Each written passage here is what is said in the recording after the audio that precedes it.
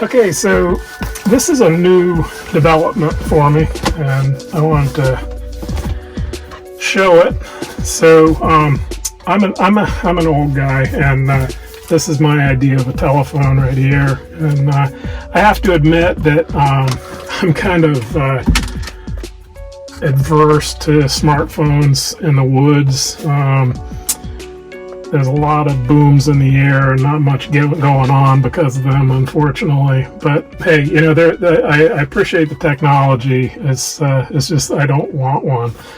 But the technology is so attractive that I did ask for an iPad so I could have Avenza and Onyx and some other technology available. I really wanted to have real-time tracking and to be able to integrate in real time with geo-referenced maps. And you know, everybody else has been doing this for a while, I guess, but it's new to me, and I have to say that I'm just very happy with it. I'm very impressed by the technology, and it works great, and I'm pretty happy with the setup that I went for. And so I just wanted to show it off a little bit. So I got an iPad, and it's the newest one. It's an 8, I think. So it had plenty of storage for everything that I was going to do with it. I got the Griffin Survivor case, and so this case it encloses the iPad. It's got rubber bumpers. It's got a plastic sheet on the front, which we're looking at, and also in the back, and all the ports are covered. And it's it's waterproof, but you got to take that with a grain of salt. But it's drop proof and waterproof, and so hopefully I won't destroy it in too quick a time. When I got the iPad, I also got that they have an Apple Care program that for $70 you can get 2 replacements over a 2-year period. So that seemed like a good deal. And I'm a big fan of these RAM mounts, and so that's what I did. I wanted to have it, really just skook them. I like things like that. It's right where you want it. You can move it around if you need it. It's easily accessible. I set it up with the charger, as you'll see in a little bit, and I have to say I'm just really happy with it. So I'm going to put it in this mount. It's a C-ball RAM long arm mount, behind this here. And then I think they call this a tab tight spring-loaded holder, and specifically for the iPad with a heavy-duty case. And so the Griffin case has a little port here for the charger. So just in the morning when I get here, I just open that up, and it takes a little doing. It's well protected, but plug in the charger and then slip that through. It slips into that catch there.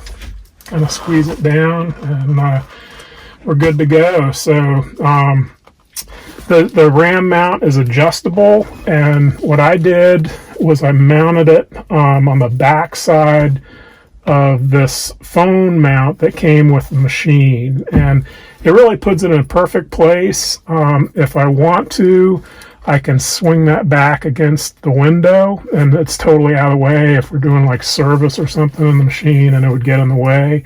But with that in place, there's plenty of room. My controls, I have full range of controls, and so I'm just really happy with it. And these RAM mounts are just so well made, and I think they're relatively I think they're fairly cheap for what they do and how well they're built. They're overbuilt, and I really appreciate that. That's kind of like a Tigercat. Okay. So one more thing I wanted to point out to you is I got an Anchor charger and also an Anchor cable. They come really highly recommended, and the cable is super flexible, and the Anchor is well built and gives you pure power. So as you can see, I mounted it in one of the power port outlets here on the front post, and it actually lights up. That's as long as the battery switch is on. That port is live, and so it does light up. I loomed the cable and tied it down all the way around because that's a permanent installation. So yeah, so anyhow, I've been running it, let's see, I don't know, a month or 6 weeks, something like that, and it's holding up well. So yeah, so here's one further thing. This is a bag I had for my home laptop, and so I'm using that to transport this iPad around too. So it stows right there really nicely, which is a bonus. And so again, this RAM mount is just awesome to remove it. It's real simple. Just pull it out, disconnect, and you're good to go. So yeah, I'm really happy with this. We'll put some links on the outfit that I found online, Express Mounts. They seem terrific. They actually were recommended to me by RAM as a really quick supplier, recommended supplier, and I've had good luck with them. So okay, so I realize I'm kind of a dinosaur, and many of you are probably familiar with this technology, but I'm not. So I just wanted to show a couple of programs that I'm running now that have been really useful. Is this Onyx Hunt, and I'm sure many of you are familiar with it. I actually am familiar with it, but I've never had it, and it's so useful. The thing that I use it for is, it's really great for finding kind of location in a larger sense, and so that dials me in on where we are now. Using the waypoints for like gates and unit locations. I was cutting right away, and so as you can see, I'm kind of scattered all over. But some of them, my boss and I didn't have a chance to look at, so I was able to dial myself in on them with the georeference maps. But this brought me into the the location in a larger sense. It's just an incredibly useful tool. So that's one of them, and then the other one is the Avenza Maps, and it's just an incredible tool. I've known about this for a while, and I've been interested, and to have it now it's just terrific.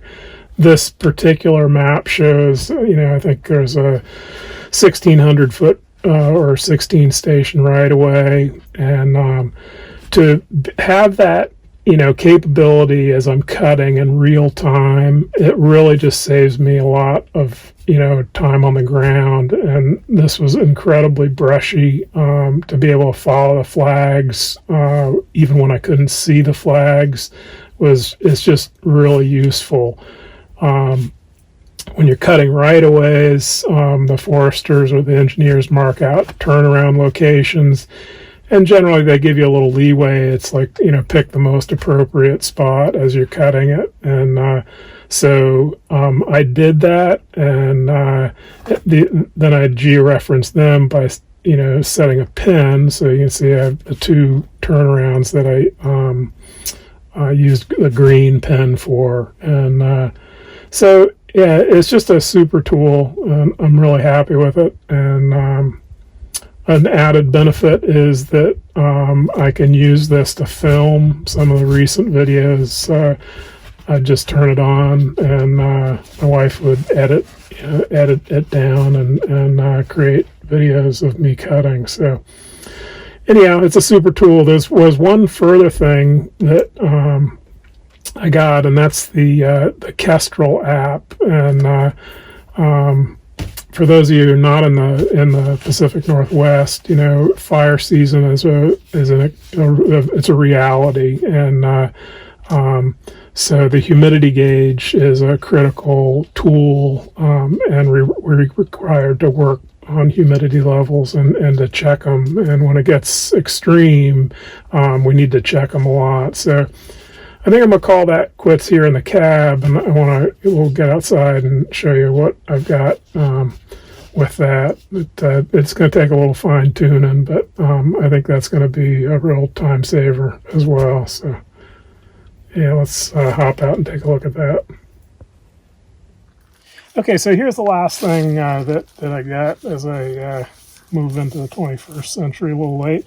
So I got a Kestrel 3550 FW weather gauge, and that has the Bluetooth link, and that sounded really, attractive to me because it has the ability to link with whatever device you're using. So, and as I said, there are a few bugs I'm going to have to work out, but I'm liking it so far. So what I did was I got this from Home Depot. It's just like a garage hook, and has that kind of casing on the outside.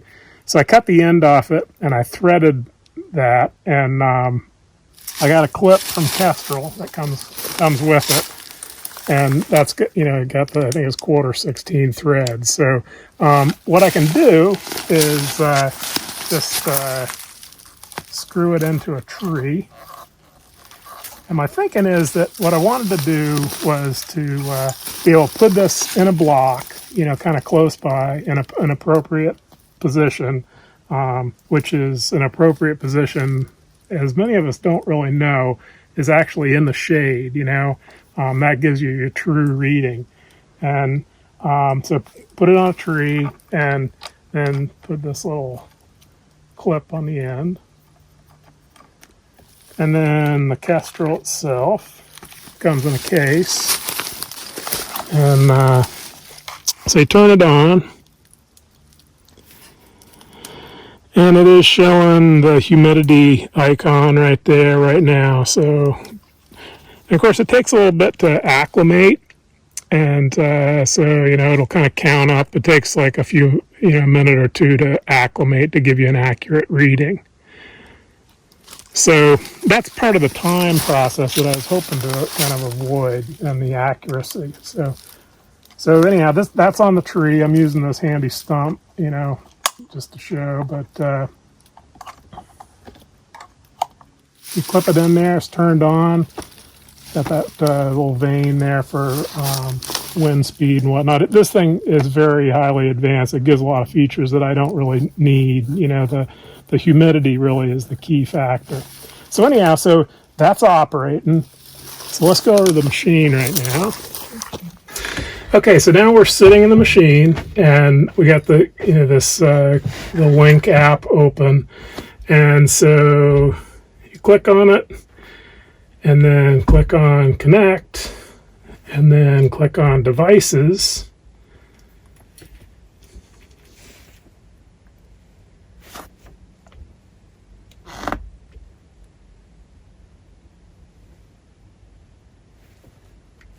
And the dashboard, and there you go. So unfortunately, this app is set up for a smartphone, so you can't rotate it. I could rotate, the iPad. That's the beauty of the RAM mount, but really the thing I'm interested in is this number right here, and that is the humidity, the relative humidity. And so it's linked, and it's showing this. It syncs every 60 seconds, I think. And so I can see this in the machine as I'm operating. So, as I said, there are a few, problems with it that I'm going to have to see if I can't, address. And I mean, the first and foremost one is the range of Bluetooth. And it's approximately, it's like 100 feet or so.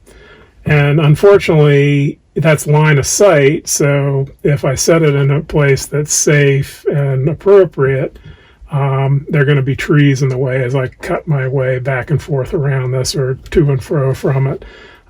So the range is a little limited. And I think there may be some, like maybe a booster of some kind that might improve that.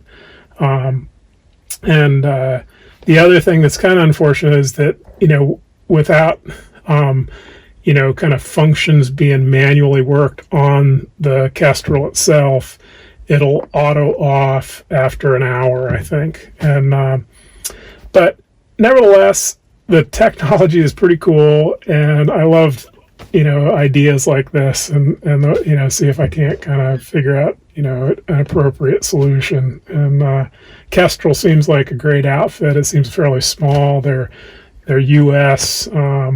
They seem pretty receptive. And so for the other guys that, run bunchers, hot saws, we go on at a level 2 on a 1 o'clock shutdown, and level 3 we need Firewatch, and the humidity is a major issue. So you guys know what I'm talking about. And to have something like this where you don't have to actually get out and get an accurate reading, it's a real time saver. To shut the machine down correctly, and find a spot and let the gauge adjust and get a good reading, get back in the machine and all that stuff. It takes time if you're checking humidity every hour, which, when it's extreme, we really have to. It takes a lot of time. So anyhow, I have talked with those guys at Kestrel and also the guys at Tigercat who seem kind of interested, so it does work, and there are a few bugs to work out, but hey, we'll get them. So anyhow, that's my little report card as I move into the 21st century. So hope you guys find it interesting, and if anybody has any suggestions on this, I'm more than it'd be great to hear from you. So shoot me a note.